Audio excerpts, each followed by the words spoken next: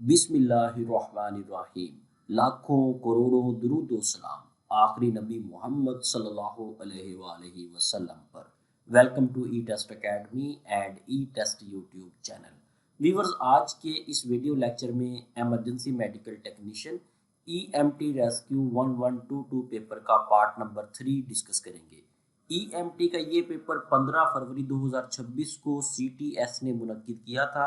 इसके remaining parts अगर आप देखना चाहते हैं, साबका पार्ट्स देखना चाहते हैं और इसके अलावा जितने भी पेपर्स हो चुके हैं EMT के 2019 से ऑनवर्ड, तो इस वीडियो की डिस्क्रिप्शन में लिंक मौजूद है। उस लिंक पर क्लिक करके आप तमाम साबका वीडियो लेक्चर्स EMT के देख सकते हैं और फ्यूचर में जितने भी EMT के सॉल्व पेपर्स हम अपलोड करेंगे वो भी आपको उसी लिंक से मिलेंगे। डिस्क्रिप्शन में मौजूद लिंक को सेव कर लें क्योंकि फ्यूचर में बार बार आपके काम आएगा। चलते हैं रिमेनिंग क्वेश्चंस को स्टार्ट करते हैं।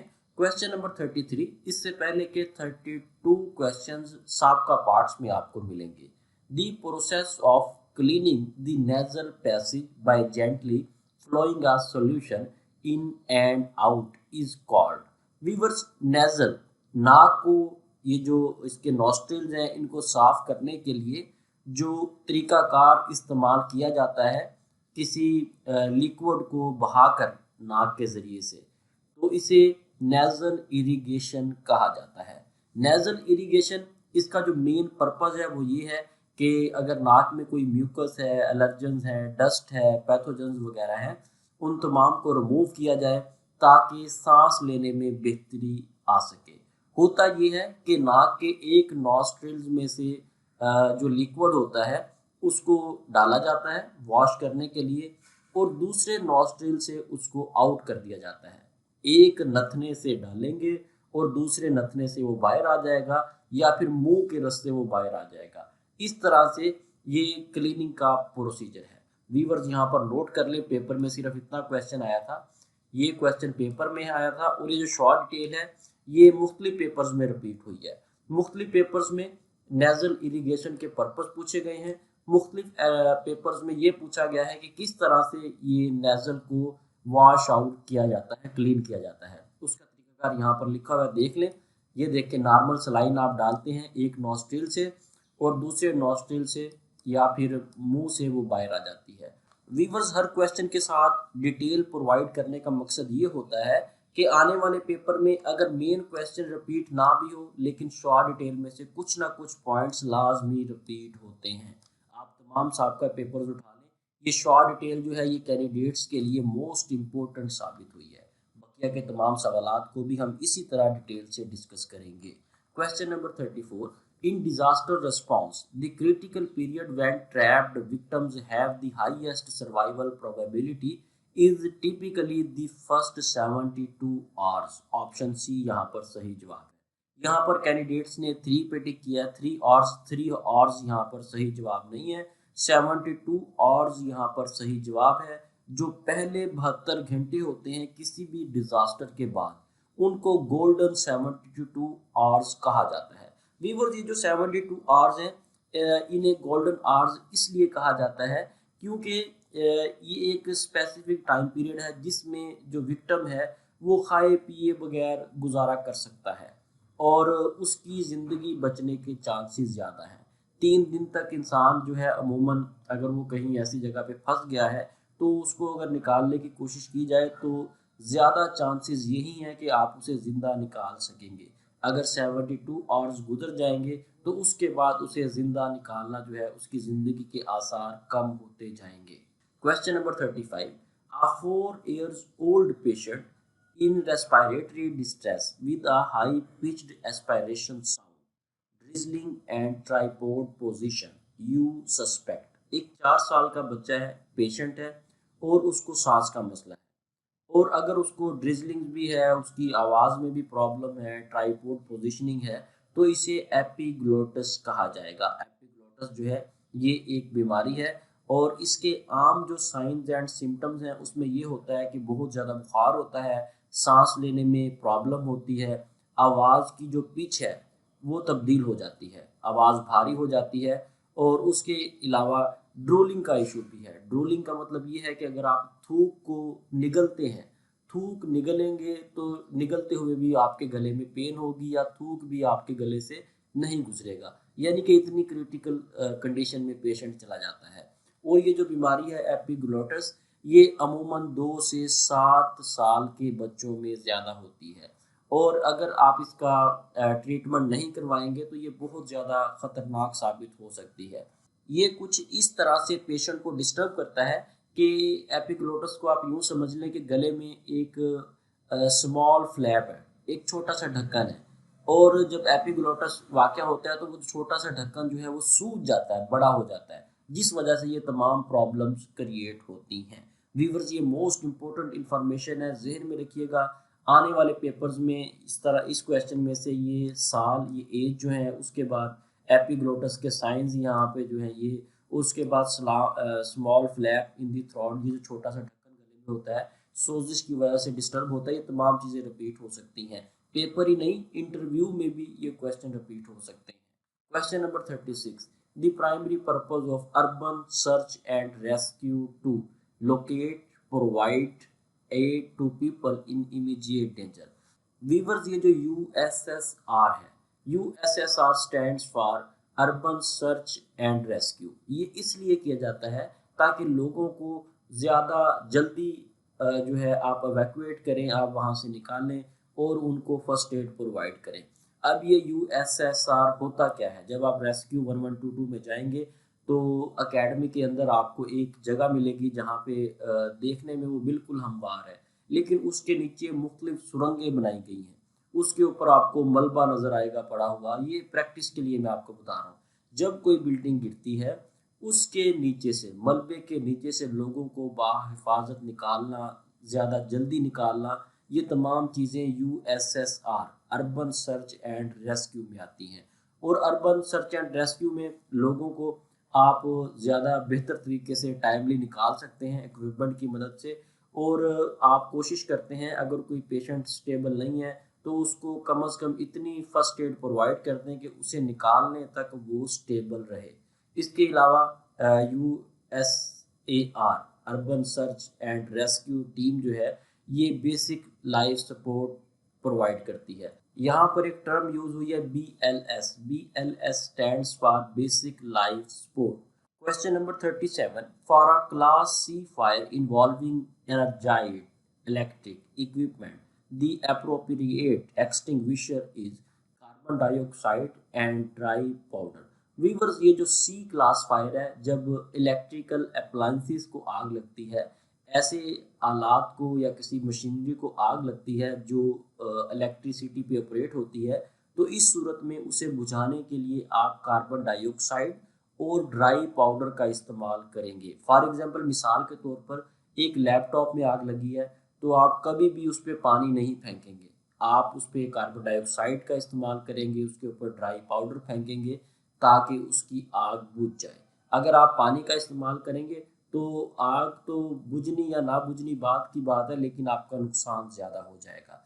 वीवर्स, ये जो फर्स्ट डिस्कनेक्ट सप्लाई कहलाते हैं सी क्लास फायर के केस में, वो कार्बन डाइऑक्साइड और ड्राई पाउडर एक्सटिंग्विशर कहलाते हैं। ये जो एक्सटिंग्विशर है, आपने अक्सर देखा होगा हॉस्पिटल्स में, बैंक्स में, या इस तरह की जो बिल्डिंग्स हैं जो प्रॉपर बनाई जाती हैं, वहाँ पे दीवारों के साथ एक सुर्ख रंग का एक एक्सटिंग्विशर लटका होता है, ठीक है, जिस तरह का ऑक्सीजन सिलेंडर होता है, ये आग बुझाने के लिए वहाँ पे रखा जाता है। इसके साथ साथ ये भी नोट कर लें, कार्बन डाइऑक्साइड और ड्राई केमिकल पाउडर ये नॉन कंडक्टर्स हैं, इनमें से बिजली नहीं गुजर सकती।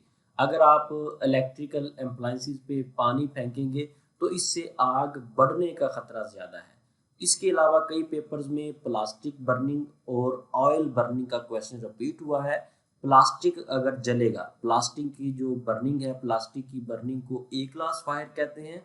और ऑयल, तेल के जो जलने का अमल है, अगर तेल को आग लगती है तो इसे बी क्लास फायर कहा जाएगा।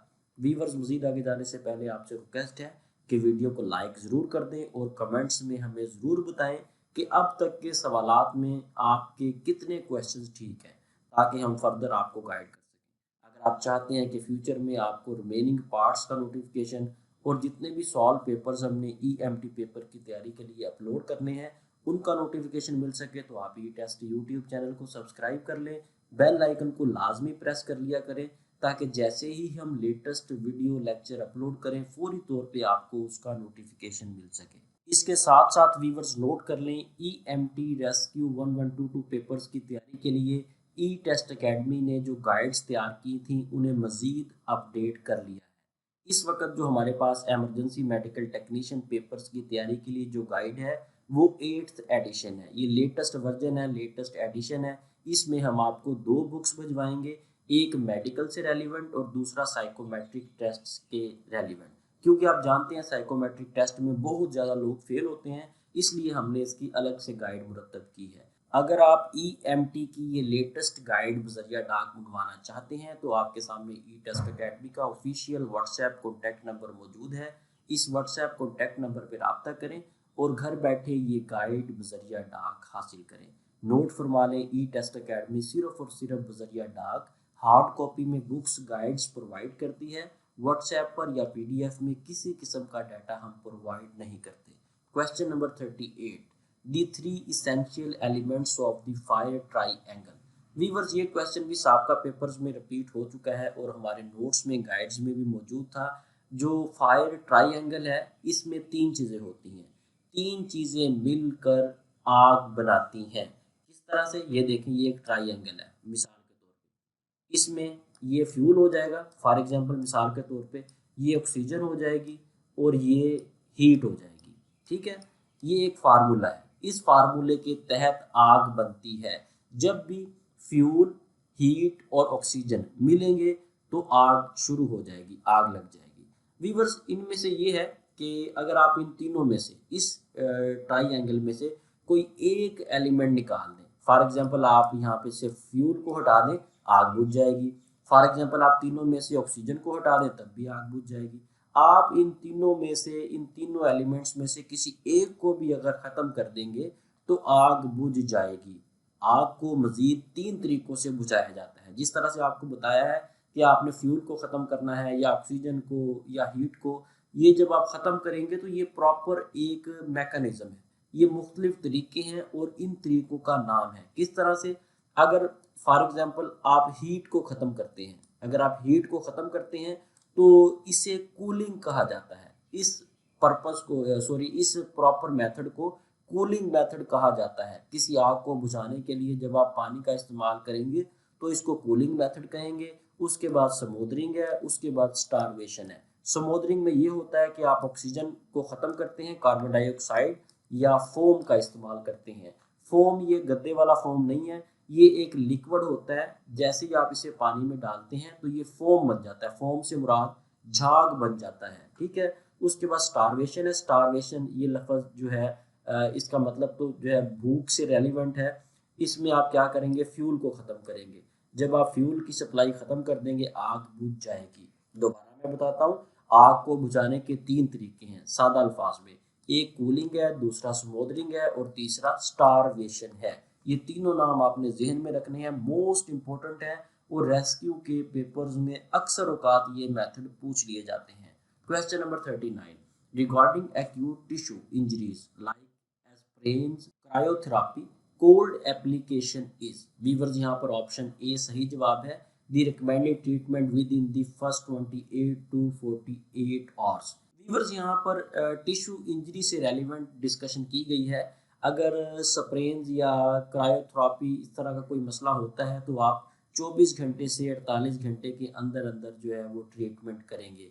सबसे पहले तो आपको पता हो कि ये क्रायोथेरेपी जो है ये इस्तेमाल किस लिए होती है।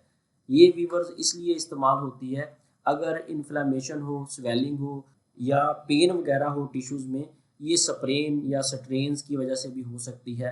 तब आप ये थेरापी जो है क्रायोथेरेपी का इस्तेमाल करेंगे। वीवर्स ये जो एक्यूट इंजरीज़ हैं, यहाँ पे एक टर्म हमने यूज़ की है एक्यूट इंजरीज़। ये ऐसी इंजरीज़ होती हैं जो अचानक किसी एक्सीडेंट की वजह से या किसी स्पेसिफिक इवेंट की वजह से लाहक होती हैं। और यहाँ पर जो आइस के इस्तेमाल की डिस्कशन की गई है, कोल्ड एप्लीकेशन, यानी कि कोल्ड का आपने इस्तेमाल करना है ठंडी चीज़ों का, यहाँ पर ये आइस को ही डिस्कस किया गया है। अगर आपको इस तरह की एक्यूट इंजरीज होती हैं तो आप 24 घंटे से 48 घंटे के अंदर, पहले 24 से 48 घंटे अगर आप आइस का, बर्फ़ का इस्तेमाल करते हैं तो ये बहुत ज़्यादा आपको रिलीफ देगा। Question number 40, devices used for immobilization in orthopaedic care included. अगर आप आर्थोपेडिक से रेलिवेंट एक्सपीरियंस रखते हैं तो आप जानते हैं कि आर्थोपेडिक जब भी कोई ऑपरेट वगैरह होता है तो उस सूरत में स्प्लिंट्स का इस्तेमाल किया जाता है, ट्रैक्शन सिस्टम्स का इस्तेमाल किया जाता है और ब्रेसिस का इस्तेमाल किया जाता है। इसमें वजह ये होती है कि जब कोई पेशेंट जो है किसी पेशेंट का आप ऑपरेट करते हैं तो वो हड्डी या वो जो बॉडी पार्ट है वो हिलाया नहीं जाता स्पेसिफिक टाइम पीरियड के लिए, ताकि जो आपने ऑपरेट किया है, जो जोड़ आपने जोड़ा है वो कहीं डिसलोकेट ना हो जाए। तो इसलिए आप पेशेंट को स्टेबल रखने के लिए इन तमाम तरीक़ाकार का इस्तेमाल करते हैं। यहाँ पर हमने एक टर्म यूज़ की है, ट्रैक्शन सिस्टम। ट्रैक्शन सिस्टम ये एक ऐसी मेडिकल डिवाइस है जो आर्थोपेडिक ऑपरेशंस में जो आर्थोपेडिक सर्जन हैं वो यूज़ करते हैं। फॉर एग्जांपल किसी बॉडी पार्ट को पकड़ना है, ठीक है, और उसको पकड़ने के लिए, होल्ड करने के लिए फॉर एग्जांपल 2 पॉइंट्स हैं, उन 2 पॉइंट्स को आपने इकट्ठा रखकर जोड़ना है। तो अगर इंसानी हाथ से पकड़ेंगे तो उसमें गलती के अमकानात ज़्यादा हैं। ये जो ट्रैक्शन सिस्टम है इसके तहत उस बॉडी पार्ट को एग्जैक्ट सही जगह पर रख कर उसको फिर जोड़ दिया जाता है। एक जगह पर इकट्ठा रखने के लिए जो सिस्टम इस्तेमाल होता है, जो मेडिकल डिवाइसेस इस्तेमाल होती हैं, उनको ट्रैक्शन सिस्टम कहते हैं। Question number 41, when controlling severe external hemorrhage your first step is to। अगर आप severe hemorrhage को कंट्रोल करना चाहते हैं तो सबसे पहले आप डायरेक्ट प्रेशर डालेंगे उस जगह पर जहां से ब्लीडिंग हो रही है। आप अपने हाथ में एक ड्रेसिंग लेंगे, पट्टी लेंगे, पट्टी लेकर आप डायरेक्ट उस पॉइंट पर आप प्रेशर डालेंगे जहां से ब्लड निकल रहा है। ये जो सीवियर हेमरेज है, ये एक्सटर्नल सीवियर हेमरेज, ये बहुत ज़्यादा ब्लीडिंग की सूरत में लाक होता है। इसमें आपने ये करना है कि आप उस पर डायरेक्ट प्रेशर डालें तब भी रुक जाएगा, टॉर्निकेट का इस्तेमाल करें तब भी ब्लड रुक जाएगा, आप उस बॉडी पार्ट को एलिवेट कर दें फिर भी ब्लड रुक जाएगा। इसके अलावा मुख्तलिफ प्रेशर पॉइंट्स हैं जिनके तहत आप ब्लीडिंग रोक सकते हैं। उसके अलावा आप बर्फ़ का इस्तेमाल करें, आप ज़ख़म को बंद करें खून को रोकने के लिए, उसके बाद होमोस्टैटिक ड्रेसिंग करें। ये तमाम ऐसी चीज़ें हैं, ऐसे प्रोसीजर्स हैं, ऐसी प्रिकॉशंस हैं जिनका इस्तेमाल करके आप सीवियर एक्सटर्नल हेमरेज को कंट्रोल कर सकते हैं। Question number 42, when using an AED you should ensure. अगर आप एईडी का इस्तेमाल करते हैं, AED stands for automated external defibrillator. यहाँ पर हमने इसका एब्रीवेशन इसलिए नहीं लिखा क्योंकि ये क्वेश्चन ऑलरेडी हमारी गाइड में शामिल है, वहाँ से ही ये क्वेश्चन रिपीट हुआ है। जब भी आप एईडी का इस्तेमाल करेंगे तो आप कोशिश करेंगे कोई शख्स पेशेंट को टच ना करे। अगर उसे वो टच करेगा तो इसके नुकसानात ये हैं कि जो आपकी रीडिंग्स आनी है वो रीडिंग्स प्रॉपर नहीं आएंगी। जो इलेक्ट्रिक शॉक आप एईडी से दे रहे हैं पेशेंट को, तो अगर कोई साथ उसके खड़ा अटेंडेंट उसको हाथ लगाता है तो पॉसिबल है कि वो शॉक, वो करंट उसको भी लग जाए और उसको नुकसान पहुंचे। व्यूअर्स यहाँ पर नोट कर लें, ये तमाम के तमाम सवालात ई टेस्ट अकेडमी की वेबसाइट www.etest.com.pk पर अपलोड कर दिए गए। हमारी ई टेस्ट वेबसाइट विजिट करने का तरीकाकार नोट कर लें। आपने गूगल में जाकर ई टेस्ट लिख कर सर्च करना है, आपके सामने हमारी ई टेस्ट वेबसाइट आ जाएगी। इसे ओपन करें। वेबसाइट को ओपन करने के बाद ऑल पोस्ट सॉल्व पेपर्स में जाएं। उसके बाद इमरजेंसी मेडिकल टेक्नीशियन ये टैब आपको मिलेगा। इस टैब में आपको ईएमटी के तमाम पेपर्स मिलेंगे। व्यूअर्स नोट कर लें, ई टेस्ट वेबसाइट पाकिस्तान की वेबसाइट है, ऐसी वेबसाइट है जहां पर आपको पाकिस्तान की गवर्नमेंट के जितने भी सॉल्व पेपर्स हैं गवर्नमेंट जॉब्स के, वो तमाम के तमाम मिलेंगे। और आपको सिंगल वन क्वेश्चन भी ऐसा नहीं मिलेगा जो सॉल्व ना हो। ये बिल्कुल फ्री ऑफ कॉस्ट वेबसाइट है हमारी। इसके अलावा आप चाहें तो ई टेस्ट मोबाइल ऐप डाउनलोड कर लें गूगल प्ले स्टोर से। आप चाहें तो इन तमाम प्लेटफार्म्स को लाइक और फॉलो कर लें, क्योंकि डेली बेस पर इन तमाम प्लेटफार्म्स पर हम डाटा अपलोड करते हैं। Question number 43, which is a characteristic feature of hyaline cartilage। Viewers ये वास्कुलर होती है। वास्कुलर मीन जिसमें ब्लड वेसल्स ना हो, ब्लड वेसल्स ना हो उसको वेस्कुलर कहा जाता है। ऑप्शन ए यहाँ पर सही जवाब है। वीवर जी जो हायालीन कार्टिलेज है इसकी मिसाल आप नाक या ट्रैकिया वगैरह ले लें, आप देखेंगे कि इनकी जो सतह हैं, इनकी जो सतह पे आपको वेसल्स मिलेंगी, वो ब्लड वेसल्स बहुत कम होंगी उनमें। वीवर्स ये जो हायालीन कार्टिलेज है इसका बुनियादी मकसद आप सादा अल्फाज में यूँ कह लें कि ये जो जॉइंट्स की मूवमेंट है उसको बेहतर बनाती हैं, इनकी मूवमेंट में हेल्प प्रोवाइड करती हैं। Question number 44, a 69 years old woman has a history of heart failure. She is admitted to the emergency department with heart failure complicated by pulmonary edema. On admission of this client, which of the following should be assessed first? Viewers यहाँ पर ये कहा गया है कि एक 69 years की बूढ़ी खातून है और उसकी जो दिल की धड़कन है वो रुक गई है, या उसकी हिस्ट्री है कि उसको पहले भी हार्ट का प्रॉब्लम रहा है। तो इस सूरत में आप क्या करेंगे, आप उसका एयरवे, ब्रीदिंग और सर्कुलेशन ये तमाम चीज़ें चेक करेंगे। वीवर्स यहाँ पर इसको मज़ीद डिटेल में अगर डिस्कस करें तो इसमें आप यूँ कह सकते हैं। और ये पल्मोनरी एडिमा क्या है? पल्मोनरी एडिमा इसको आप सादा अल्फाज में यूँ कह लें, लंग्स में पानी भर जाना। जब लंग्स में पानी भर जाता है ये तमाम मामला पल्मोनरी एडिमा कहलाता है, इस वजह से लाहक होता है।